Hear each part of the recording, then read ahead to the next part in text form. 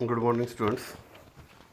So last लेक्चरला आपण बघितलेलं स्ट्रक्चर कन्सेप्ट बघितला होता. What is mean by structure.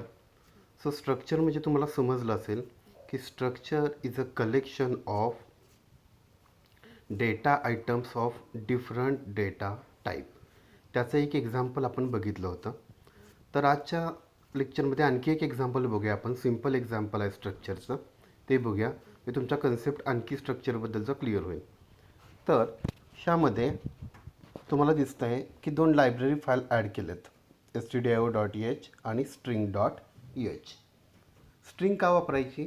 कारण आपल्याला नेम वगैरे घ्यायचं असेल, इथं स्ट्रिंग वापरायची असेल, म्हणून हेडर फाईलमध्ये string.h ही हेडर फाईल ॲड करावी लागते. त्यानंतर इथे तुम्हाला दिसतं आहे की एक स्ट्रक्चर डिफाईन केलं आहे.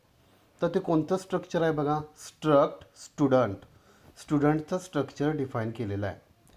तर यामध्ये किती ॲट्रिब्यूट घेतलेत किंवा त्याला आपण काय म्हणतो, मेंबर्स. किती मेंबर्स घेतलेत? तर 3 मेंबर तुम्हाला दिसत आहेत. पहिला आहे तो आय डी आहे, दुसरा आहे तो नेम आहे आणि तिसरा आहे तो मार्क आहे. तर पहिला दिसतोय तुम्हाला आय डी, याचा डेटा टाईप आहे इंटीजर, म्हणून इंटीजर आय डी असं डिफाईन केलं आहे. दुसरा दिसतोय नेम. आता आपल्याला स्टुडंटचं नेम घ्यायचं आहे, तर नेम इथं डेटा टाईप कॅर वापरला आहे. पण तुम्हाला तर माहिती आहे कॅरमध्ये सिंगल कॅरेक्टर आपण फक्त स्टोअर करू शकतो. मग स्ट्रिंग करायची आहे आपल्याला. नेम हा काय आहे? It is a collection of a character. String म्हणजेच काय? It is a collection of a character. मग सपोज आपल्याला एक नाव घ्यायचं आहे, सपोज जय. ए आणि वाय हे 3 कॅरेक्टर मिळून एक स्ट्रिंग होते, जय तयार होतं आहे. तर आपल्याला नेम स्टोअर करायचं असेल, आपल्याला डेटा टाईप कॅरच वापरायचा आहे. आपल्याला नेम आपण व्हेरिएबल घेतला किंवा त्याला मेंबर घेतला आणि त्याच्या पुढं मात्र त्याला आपल्याला मेमरी साईज डिफाईन करायची आहे. आता मेमरी साईज कशी डिफाईन केली बघा, इन ब्रॅकेटमध्ये 20. आता तुम्ही म्हणाल जेसाठी तर 3च फक्त साईज लागते, इथं 20 डिफाईन केले. कसं होतं, काही काही वेळेला तुम्ही सपोज मोठं नाव काहीतरी स्टोअर करणार असाल, 10 कॅरेक्टरचं, 15 कॅरेक्टरचं, तर अशा वेळेस किंवा 20 कॅरेक्टर, अशा वेळेला तुमची मेमरी साईज कमी पडू नये म्हणून ॲडव्हान्समध्ये आपण काय करतो आहे, तर मेमरी साईज जास्त देतो आहे. सपोज मी इथं साईज मेमरी साईज सपोज 3 दिला, नेमसाठी 3 दिला आणि नाव मला काय करायचं आहे, प्रकाश नाव स्टोअर करायचं आहे. तर मला सांगा पॉसिबल आहे का? प्रकाशसाठी किती कॅरेक्टर लागणार? PRAKASH, जवळजवळ 7 कॅरेक्टर लागतील. मग आपण साईज डिफाईन केले 3. How it is possible to store that string? It is not possible. So नेहमी ज्यावेळेला तुम्ही स्ट्रिंग वापरणार असाल तर डेटा टाईप कॅर घ्या. तिथं व्हेरिएबल आपण काय घेतलं, नेम घेतला, त्याच्या पुढे तुम्हाला साईज डिफाईन करावी लागेल. आणि जास्त साईज घेतली तरी काही हरकत नाही, फक्त कमी घेऊ नका. कमी घेतला तर एरर येऊ शकते, कारण ते नेम तिथं स्टोअर होणार नाही. तर हे लक्षात आलं असेल तुम्हाला. आणि तिसरा आपला मेंबर घेतलेला आहे तो मार्क घेतला आहे. तिसरा ॲट्रिब्यूट आपण घेतला आहे तो मार्क, त्याचंही काय घेतलं, डेटा टाईप इंटीजर. म्हणजे इथं बघा तुम्हाला 2 डेटा टाईप दिसत आहेत, ते इंटीजर दिसतं आहे, आणि एक डेटा टाईप दिसतोय तो कॅरेक्टर म्हणजे स्ट्रिंग दिसतोय तुम्हाला. म्हणजेच स्ट्रक्चरचं डेफिनेशन काय सांगतं आहे, structure is a collection of data items of different data type. बघा, म्हणजे इथे एक स्ट्रक्चर दिसते स्टुडंट, त्याच्यापुढे आपण कीवर्ड काय म्हणतोय, स्टुडंट, आणि त्या कर्ली ब्रेसेसमध्ये आपण 3 ॲट्रिब्यूट घेतलेत, आय डी, नेम आणि मार्क्स. आय डी आणि मार्क्सचा डेटा टाईप आहे तो इंटीजर आहे आणि नेमचा डेटा टाईप आहे तो स्ट्रिंग आहे. म्हणजे त्यासाठी कॅर वापरायचं आणि अरे साईज इथं डिफाईन करायची. कशा पुढं? नेमच्या पुढं. तर इथं आपला स्ट्रक्चर डिफाईन करून झालेला आहे. पुढं बघूया आपण. इथं मेन फंक्शनमध्ये बघा, इंटीजर मेन, इथं थोडंसं कट झालं आहे पण इथं समजून घ्या, इथे इंट मेन आहे. आणि ह्यामध्ये मेन फंक्शनमध्ये आता आपण मी तुम्हाला सांगितलं आहे मेनमध्येही तुम्ही स्ट्रक्टचा व्हेरिएबल डिक्लेअर करू शकताय. तर स्ट्रक्ट कुठला आहे आपला बघा, इथं स्ट्रक्ट कोणता आहे, स्टुडंट. म्हणजे आपला स्ट्रक्चर कोणता आहे, स्टुडंट. बघा, स्टुडंट, आणि त्याचा व्हेरिएबल कोणता क्रिएट केला आहे, रेकॉर्ड नावाचा. कोणता केला आहे, रेकॉर्ड. तुम्ही काही करू शकताय, स्ट्रक्ट स्टुडंट S1 म्हणा तुम्ही, चालेल. स्ट्रक्ट स्टुडंट यस म्हणा चालेल, किंवा स्ट्रक्ट स्टुडंट आर म्हणला तरी चालेल. मग इथं स्टुडंट या स्ट्रक्चरचा एक व्हेरिएबल क्रिएट केला आहे, कोणता? रेकॉर्ड नावाचा. आता बघा इथे एकच क्रिएट केला आहे, त्यामुळे एकाचीच व्हॅल्यू आपल्याला काय करावी लागेल? पुट करावी लागणार आहे. आता असाइन करूया त्याला व्हॅल्यूज. त्याला व्हॅल्यू कशा असाइन करायचं रे? असाइन आणि रिट्राईव्ह करताना मेंबर ॲक्सेस ऑपरेटर आपण वापरतो. म्हणजेच स्टुडंट ह्या स्ट्रक्चरचा व्हेरिएबल कोणता आहे? रेकॉर्ड. त्यासाठी पहिला मेंबर काय आहे आपला? I D. म्हणून रेकॉर्ड डॉट आय डी ला व्हॅल्यू असाइन किती केली? 1001. म्हणजे आय डी किती आहे स्टुडंटचा? 1001. आता दुसरं काय आहे आपला मेंबर आहे? तो नेम आहे. नेम करण्यासाठी आपण एक स्ट्रिंग फंक्शन वापरलं आहे, दॅट इज कॉल्ड strcpy, म्हणजे स्ट्रिंग कॉपी. स्ट्रिंग कॉपीसाठी कोणतं फंक्शन आहे? strcpy. म्हणून आपण हेडर फाईलमध्ये स्ट्रिंग डॉट एच ही हेडर फाईल वापरलेली आहे. लक्षात येते तुम्हाला? strcpy वापरायचं ज्यावेळेला स्ट्रिंग एखादा स्टोअर करायचा असेल त्यावेळेस. strcpy in bracket. आता आपला व्हेरिएबल कोणता आहे? रेकॉर्ड. आणि त्यासाठी मेंबर काय आपण वापरला आहे? तर नेम. म्हणजे रेकॉर्ड डॉट नेम कॉमा द्यायचं आहे यामध्ये मात्र, आणि डबल कोटमध्ये, कारण स्ट्रिंग देतो आहे आपण, नाव देतो आहे. तुम्हाला माहिती आहे string constant is always denoted with a double quote. Okay.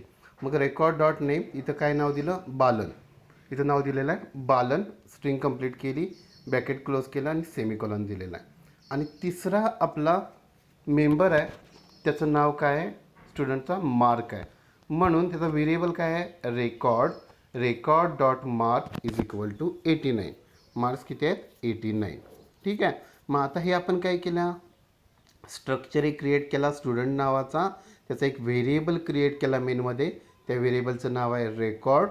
आणि रेकॉर्डला स्ट्रक्चरचे जे जे काही मेंबर आहेत ते असाइन केले आपण इथं बघा. म्हणजे record dot I D, record dot name आणि रेकॉर्ड डॉट मार्क, त्याला व्हॅल्यू तुम्ही काय केल्या? पुट केलेल्या आहेत इथं. ठीक आहे. मग आता ह्या व्हॅल्यू आपण ज्या असाइन केल्यात त्या प्रिंट करायच्यात. मग प्रिंट पहिला काय आपला असणार आहे? Student I D is equal to काय असणार आहे? कॉमानंतर इथं दिसत नाही, मला सांगा काय असू शकतं? तर काय प्रिंट करायचं आपल्याला? Record dot I D. त्याच पद्धतीनं print student name is equal to काय असणार आहे? रेकॉर्ड डॉट नेम असणार आहे. आणि तिसरं काय आहे? Print student mark is equal to record dot mark असणार आहे. आणि इथे इंटिजर मेन वापरला आहे, त्यामुळे आपण रिटर्न काय घेतलेला आहे? 0 वापरलेला आहे. तर ह्या प्रोग्रामचं आउटपुट कसं येईल रे? बरोबर, student I D is equal to 1001, student name is equal to Balan आणि student mark is equal to 89. ठीक आहे. आता तुम्हाला माहिती आहे, मी तुम्हाला एक ॲप्लिकेशन सांगितलेलं होतं सी प्रोग्रॅमिंगसाठी. तर ते ॲप्लिकेशनवरती तुम्ही हा प्रोग्राम एक्झिक्यूट करून बघायचा. आता फंक्शनचे पण प्रोग्राम मी सांगितले, ते फंक्शनचे प्रोग्राम एक्झिक्यूट करून बघा. त्याच पद्धतीने स्ट्रक्चरचा काल एक प्रोग्राम घेतलेला आहे, आज एक प्रोग्राम हा दाखवला आहे तुम्हाला, तो एक्झिक्यूट करून तुम्ही बघायचा आहे. त्यानंतरचा पॉईंट आहे array of a structures in a C. आता अरे ऑफ अ स्ट्रक्चरचं काय करायचं आहे? अरे क्रिएट करायचा आहे. आता अरे म्हणजे काय रे? Array is a collection of a multiple things. Array is a collection of a multiple things. मग आता अरे कुणाचा क्रिएट करायचा आहे? तर स्ट्रक्चरचा. तर ते कशा पद्धतीने करायचं बघूया. And array of a structures in a C can be defined as the collection of multiple structures. म्हणजे मल्टिपल स्ट्रक्चरचं काय करायचं? Collections. Where each variable contains information about different entities. The array of a structures in a C are used to store information about multiple entities of a different data type. म्हणजे आपल्याला एका स्ट्रक्चरमध्ये तुम्हाला माहिती आहे की मल्टिपल डेटा आयटमचे एलिमेंट स्टोअर होतो आहे, बरोबर. मग त्याचा अरे करणं म्हणजेच काय करणं? असे मल्टिपल स्ट्रक्चर आहेत का नाही, त्याचं एकत्रितरित्या काय करणं? स्टोअर करणं. That is called as a array of a structures. Also the array of a structure is also known as the collection of a structure. ठीक आहे. अरे ऑफ अ स्ट्रक्चरलाच काय म्हणायचं? Collection of a structures. आता इथं तुम्हाला समजत असेल. आता बघा इथं काय केलं आहे, तुम्हाला दिसतंय एक सिंपल प्रोग्राम दाखवला आहे अरे ऑफ स्ट्रक्चरचा. Hash include stdio.h header file आहे, हॅश इन्क्लूड string.h. इथे एक सेम स्ट्रक्ट कोणता घेतला आहे, स्टुडंटचा घेतला आहे, स्टुडंटचा स्ट्रक्चर घेतला आहे. त्यामध्ये तुम्हाला दिसत आहेत की 2 मेंबर्स दिसत आहेत किंवा 2 ॲट्रिब्यूट दिसत आहेत. कुठले, एक आहे तो रोल नंबर आणि दुसरा आहे तो नेम. आता रोल नंबरचा डेटा टाईप आहे तो इंटीजर आहे आणि नेमचा डेटा टाईप तो आहे तो स्ट्रिंग आहे, कारण कॅर नेम आणि त्यापुढं अरे साईज डिफाईन केले, बरोबर, 10 अरे साईज, म्हणजेच तो काय झाला, स्ट्रिंग झाला. ठीक आहे, म्हणजे स्ट्रक्चर घेतला स्टुडंट आणि त्यामध्ये 2 मेंबर डिफाईन केले, रोल नंबर आणि नेम. ठीक आहे, स्ट्रक्चर क्लोज केल्यानंतर सेमिकोलॉन दिला आपण. आता मेनमध्ये आलो आपण, इंटीजर मेन. आता बघा मला जर 5 स्टुडंटचा सपोज रेकॉर्ड स्टोअर करायचा आहे, म्हणजे 5 स्टुडंटचा रोल नंबर आणि नेम, तर मला मी मगाच्या पद्धतीने सिंपल पद्धतीने मी कसं करणार रे. बघा इथं काय करणार, struct student S1, S2, S3, S4, S5 असं 5 वेळा मला करावं लागेल. मी प्रत्येक वेळेला मला काय करावं लागणार आहे, 5 वेळेला प्रिंटएफ रोल नंबर, प्रिंटएफ काय करावं लागेल मला, नेम, असं 5 टाइम्स. म्हणजे माझा कोड कितीतरी वेळा वाढणार आहे. मग हे रिपीटेडली टास्क करण्यापेक्षा इथं तुम्ही काय केला, इथं अरे वापरला तर हे सोपं जाईल. आता अरेमध्ये कसं वापरायचं बघा, इंटीजर मेनमध्ये अरे वापरण्यासाठी आपण लूपसाठी, तुम्हाला माहिती आहे फॉर लूपमध्ये आपण आय वापरत होतो लूपिंगसाठी. इथे इंटीजर आय हा व्हेरिएबल लूपिंगसाठी वापरलेला आहे. ठीक आहे, मग स्ट्रक्ट स्टुडंट, आता S1, S2, S3 हे करण्यापेक्षा त्यांनी काय केलं बघा, इथं ST नावाचा एक स्टुडंटचा व्हेरिएबल घेतला आणि त्याला अरे साईज डिफाईन केली, किती, 5. म्हणजे या स्टुडंट नावाचा स्ट्रक्चर आहे, त्याचा व्हेरिएबल आहे ST, हा किती टाइम्स किती विद्यार्थ्यांचे रेकॉर्ड स्टोअर करायचे आहेत मला, 5. म्हणून त्याच्यामध्ये अरेमध्ये साईज डिफाईन केली 5. ओके, आता मी काय म्हणतो आहे, प्रिंट एफ खाली ब्रॅकेटमध्ये एंटर रेकॉर्ड्स ऑफ 5 स्टुडंट्स, बरोबर. किती मुलांचे रेकॉर्ड स्टोअर करायचे आहेत, 5 मुलांचे रेकॉर्ड इथं स्टोअर करायचे आहेत. बघा मग 5 मुलांचे रेकॉर्ड स्टोअर करण्यासाठी फॉर लूप वापरला इथं मी, for I is equal to 0, बरोबर. आपण 0 पासून स्टार्ट होतो, आय इज लेस दॅन 5, बघा म्हणजे 0, 1, 2, 3 आणि 4, म्हणजे किती रेकॉर्ड स्टोअर होणार आहेत, 5. For I is equal to 0, I is less than 5 and I plus plus, म्हणजे 0ला पहिल्या स्टुडंटचं रेकॉर्ड स्टोअर होणार, 1ला दुसऱ्या रेकॉर्डचं, अशा पद्धतीनं. मग प्रिंट एफ बघा, एंटर रोल नंबर, पहिला काय आहे आपला मेंबर, रोल नंबर. मग स्कॅन एफ %d.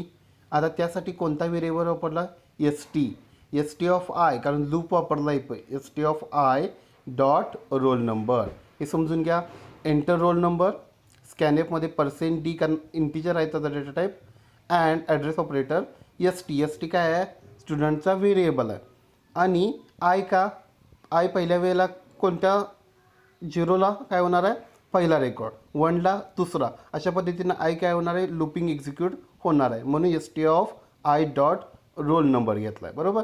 त्याच पद्धतीनं प्रिंट एफ एंटर नेम घेतला, स्कॅन एफ घेतला. आता स्ट्रिंग आहे, कॅर म्हटला असलं डेटा टाईप तरी तो अरे डिक्लेअर केल्यामुळे तो काय झाला, स्ट्रिंग, म्हणून स्कॅन एफ %s. त्याच पद्धतीने address of ST of i dot name. ठीक आहे, म्हणजे बघा आपल्याला हे प्रत्येक वेळेला, आता सपोज मी जर सिम्पल ठेवलं असतं struct student S1, S2, S3, S4, S5, तर काय झालं असतं, मला every time print f scan f, print f scan f, print f scan F, असं 10 टाइम्स मला करावं लागलं असतं, बरोबर. कारण काय, दोन्हीचं. ठीक आहे, प्रिंट एफ स्कॅन एफ म्हणजे रोल नंबर आणि नेमसाठीचं, print f scan f, print f, असं 5 टाइम्स करावं लागलं असतं ईचचं. रोल नंबरसाठी 5, नेमसाठी 5. मग ह्याच्याऐवजी मी अरे वापरल्यामुळे काय झाला, अरेमध्ये काय केला, फॉर लूप वापरला मी आणि काय केलं, किती पाहिजे मला, की 5 मुलांचं, म्हणून 0 टू काय केलं, लूपिंग केलं लेस दॅन 5. ठीक आहे, आणि आता हे जे आपण फॉर लूप वापरल्यामुळे त्याचा काय केला, अरे वापरला आहे आपण.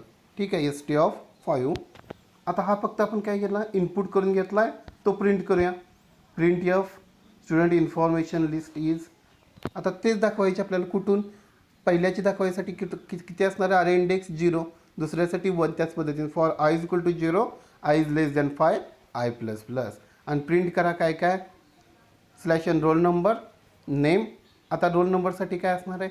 कॉमा. प्रिंटच करतोय आपण, स्टोअर करत नाही. स्टोअर करत असेल तर ॲड्रेस ऑपरेटर वापरतो. प्रिंट करण्यासाठी काय, फक्त त्याचा variable name S T of i dot roll number comma S T of i dot name. आणि इंटिजर मेन वापरल्यामुळे रिटर्न 0 इथे घेतलेला आहे. आउटपुट कसं येईल बघा. आता बघा, एंटर रेकॉर्ड्स ऑफ 5. पहिला मेसेज येणार आहे, enter records of 5 students. Okay. मग एंटर रोल नंबर. बघा पहिल्यासाठी i 0, enter roll number. Roll number काय? सोनू.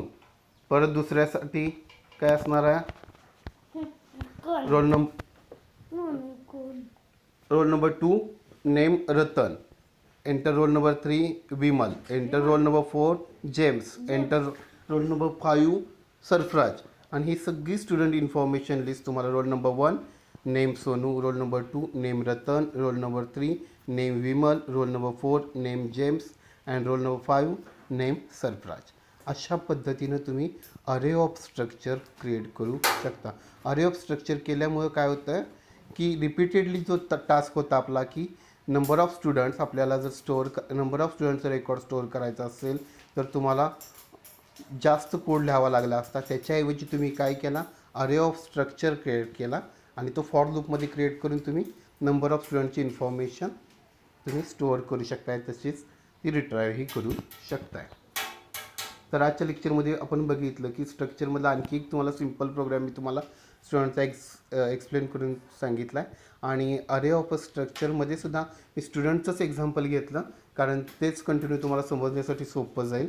तर मी जे तुम्हाला ॲप दिलं आहे, सांगितलेलं आहे मोबाईलवरती, तर त्या ॲपवरती हे प्रोग्राम्स तुम्ही करून त्याचं प्रॅक्टिस करत जा. And this is for today's lecture.